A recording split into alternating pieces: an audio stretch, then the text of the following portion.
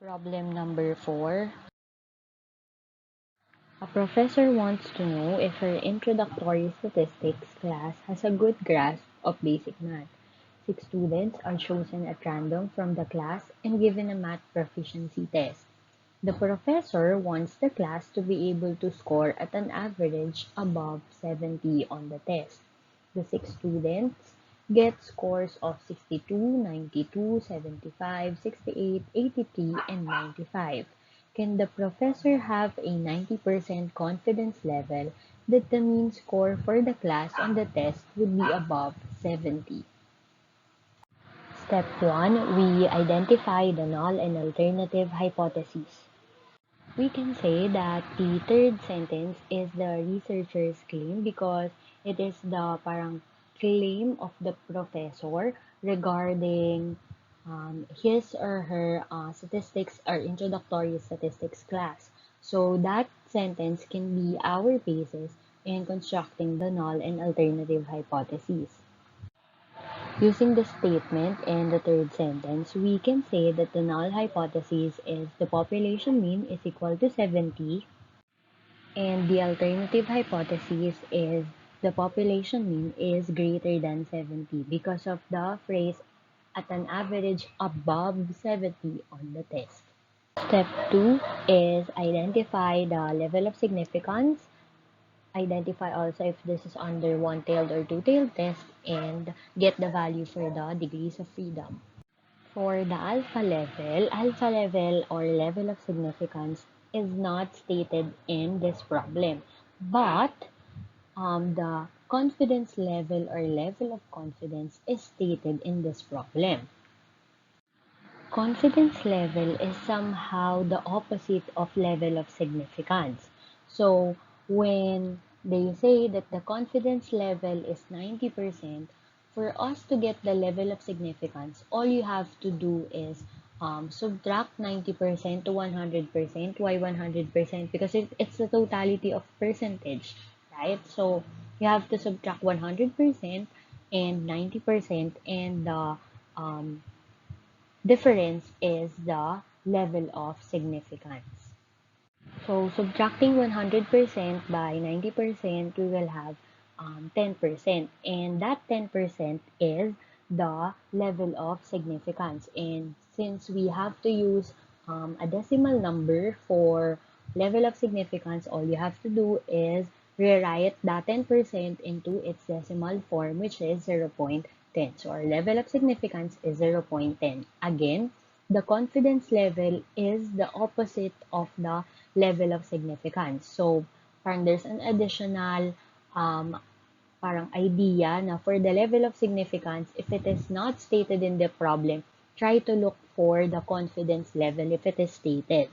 Pero if the confidence level is not stated as well as the level of significance, that's the time that we can parang conclude that the level of significance is equal to 0.05.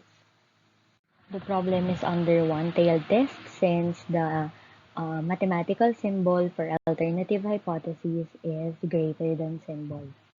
Next is the degrees of freedom, and the formula is n minus 1. In this problem, just like the previous one, the given number of samples is not directly stated. So all we have to do is count the number of raw scores present in this given problem, and that will be the number of samples. So in this problem, we have 6 raw scores. So n is equal to 6, and substituting, we will have 6 minus 1. Simplifying, the degrees of freedom is 5. Step 3 is to identify what statistical test will be used for this given problem. Checking the number of samples in the given problem, we have the number of samples as less than 30. So meaning to say this problem is under one sample t-test. Step 4 is the computation. Analyzing the given problem, we have the first given as 6 students, and obviously that is the number of samples. Next sentence, we have the statement as the professor wants the class to be able to score at an average above 70 on the test. So parang as a parang group or as a whole, the professor wants them to have an average of 70. So, meaning to say po, 70 is the population mean. And then for the sample mean and the sample standard deviation, we will compute it manually since it is not given directly.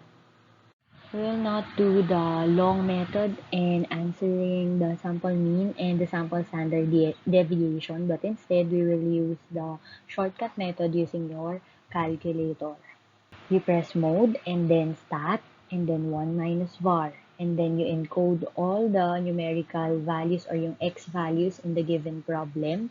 So, x value equal sign, x value equal sign up until the very last x value. And then you press on. After pressing on, you press the shift, tapos stat, and then VAR, and then yung symbol for mean, then equal sign. And that would be your sample mean. Next is you press on and then shift again, then stats, and then VAR, tapos yung SX, and then equal sign. And that would be the value for your sample standard deviation.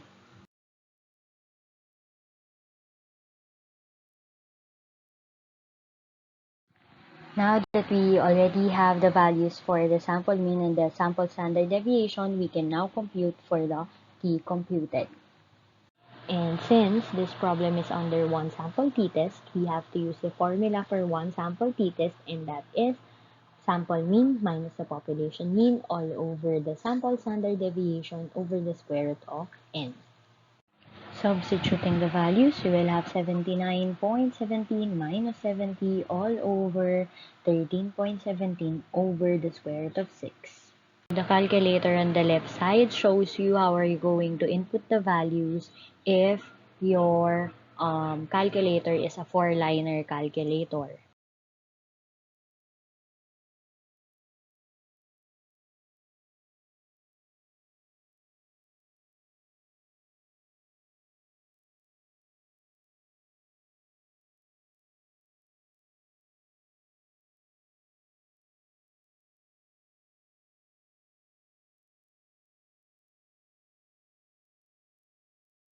And the calculator on the right side shows you how are you going to input the values if your calculator is a two-liner calculator.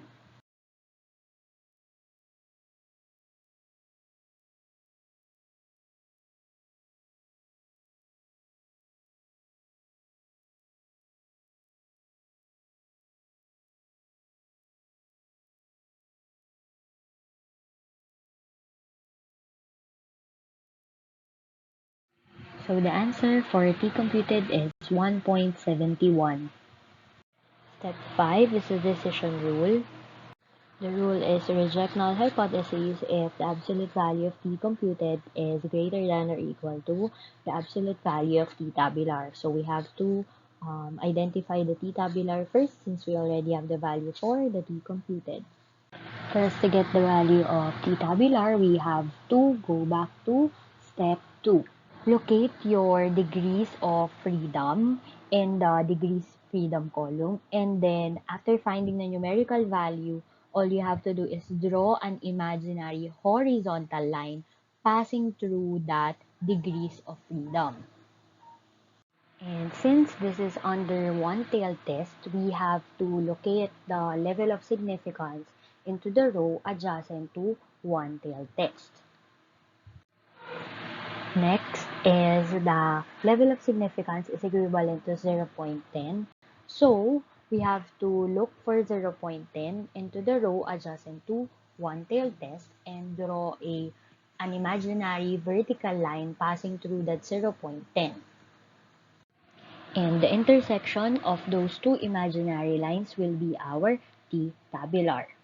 That we know the value for our t computed and our t tabular, all we have to do is substitute the given values.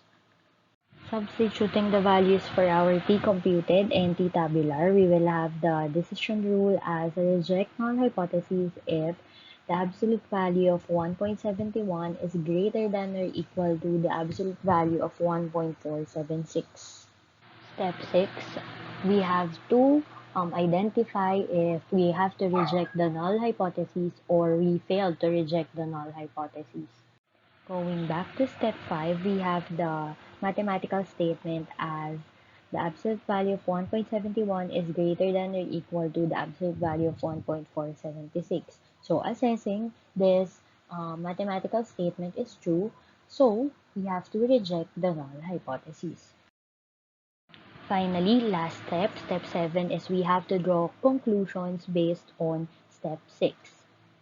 Rejecting the null hypothesis, we have to consider the alternative, which is population mean is greater than 70, or in statement form, it is the class average on the test is above 70.